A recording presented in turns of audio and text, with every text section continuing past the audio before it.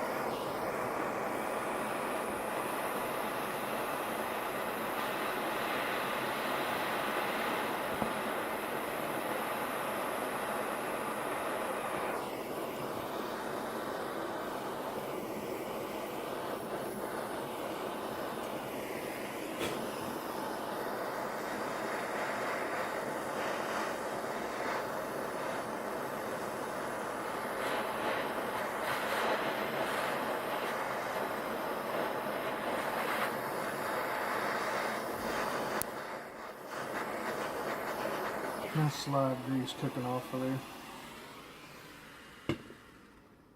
We'll let that sit and cool.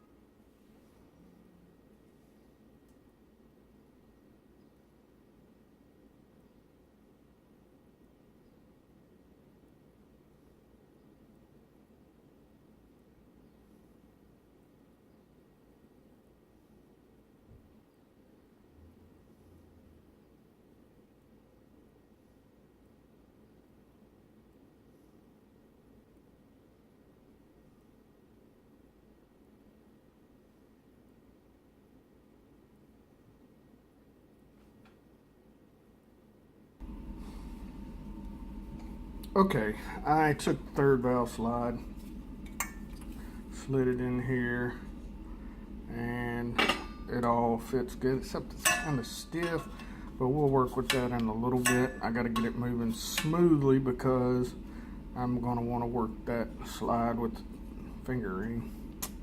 But as you can tell from right now, make sure we bottom out. Cut some off of the slides themselves. So measuring that,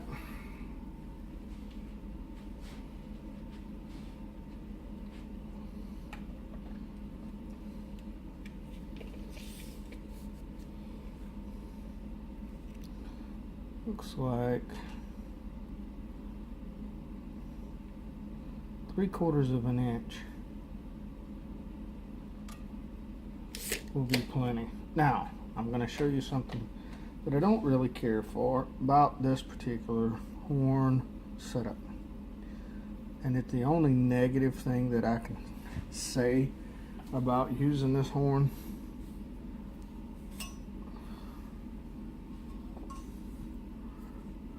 See how there is a step here? This is smaller than this is, and we're cutting 3/4 of an inch off the end of this, and believe me, I have taken these apart every kind of way you can, and there is nothing that you can do to shorten this part and leave this alone. Tried every kind of configuration with reversing the slide, any other thing I could think of, and you still come down to the fact that you're going to have a small band of engagement once you cut that 3/4 off.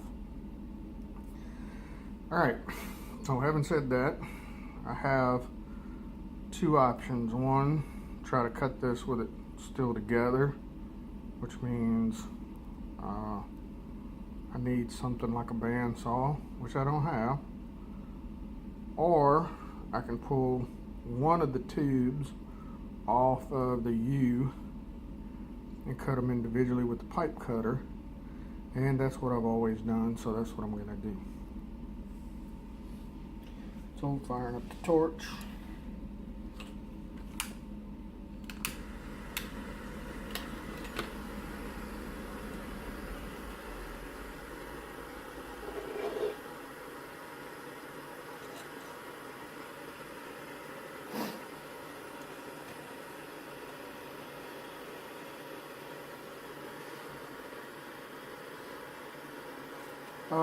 Don't try to take the bottom one off because of this. I want to try to keep as much heat away from that as I can. I do have to start with that brace and get that brace to pop loose. And usually if you just put a little heat at the top of the brace, I'm going to use the tail of that file, and when it just popped open. Working my way down to here.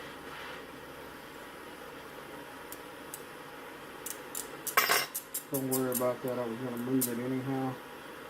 I'd rather that fall off, honestly, than to have, oh, how do you,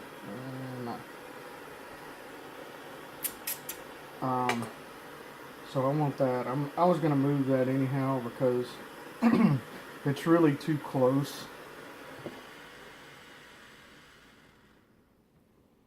So we're going to let that cool. And did not want that thing to come off of there. Remember what I told you about that spring? That's a pain in the behind. So I try to avoid messing with that at all. Earlier in the video when I was working with the third valve slide, you saw these come off. That's fine, you have to take these off to trim them anyhow. And this thing is so small that both of them usually loosen up at the same time. We'll put that back together later, so don't give that a second thought. That's no big deal. Another thing I did while I had the heat out was I went ahead and took that little nib off of the first valve slide, because once I put the thumb slide on there, I don't need the nib anymore, and I think it just looks funny. That's my personal preference. You can leave it on if you want to. It's not going to hurt anything. So we're going to need 3/4 of an inch off of the end of that. And the pipe cutter,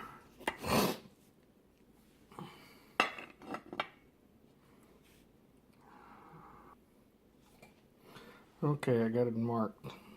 Cool down, set it up, take my time.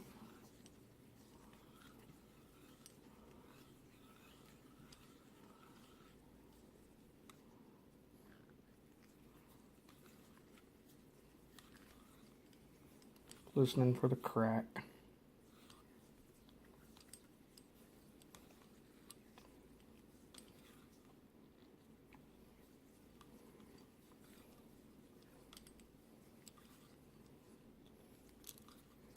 There.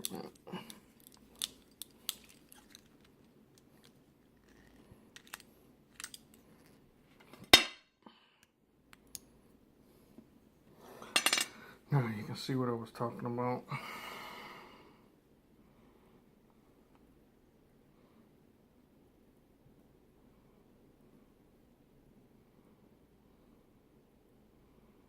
There. Doesn't leave a lot, but oddly enough, it is pretty stable. So I've continued to go with this method, even though it's deep down inside bothers me, but it works. So I'm gonna measure the other one and cut it and get ready to put it back together. Okay, I got the slide put back together. I have not soldered it yet. One of the things I wanted to check was make sure that these ended up being online and everything was squared up. So I'm gonna I actually put it back together and the horn before I tried to solder anything. Most of the time the residual solder that was left behind is enough to make this stuff stick. If you notice that before, whenever I did the top part here, I didn't put any extra solder in this yet. Really, I want everything where it belongs. Just kind of left what was there already for tacking purposes. Yeah, I cleaned it out and smoothed it up the best that I could. So now I'm going to heat this. Let the solder that's on there heat up and stick. I did put flux between them, just in case you were wondering. That'll help the old solder points stick together. After everything is where it belongs and it's moving freely, then I'll worry about going back and filling in the solder with points that could possibly leak. So let's heat it up right now. And again, stay away from that.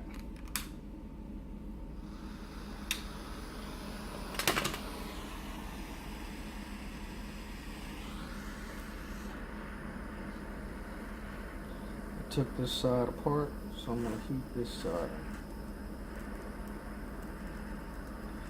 And this is going to try to run over to that thing. I did completely cool this down in the sink under some cold water. I hear it whistling a little bit. Usually is an indication that we're going to have a leak. Alright, so let's just let that sit for a second. Touch this a bit more. There we go. Success. Now, don't even bump it right now, because I have seen it where that had gotten loose enough, the solder was loose enough, that spring tension, it was just about to give way, bumped it and it popped right off. So I'm just not even going to touch the table. I'm just going to leave this thing here for a bit and let it cool. Next video coming up soon.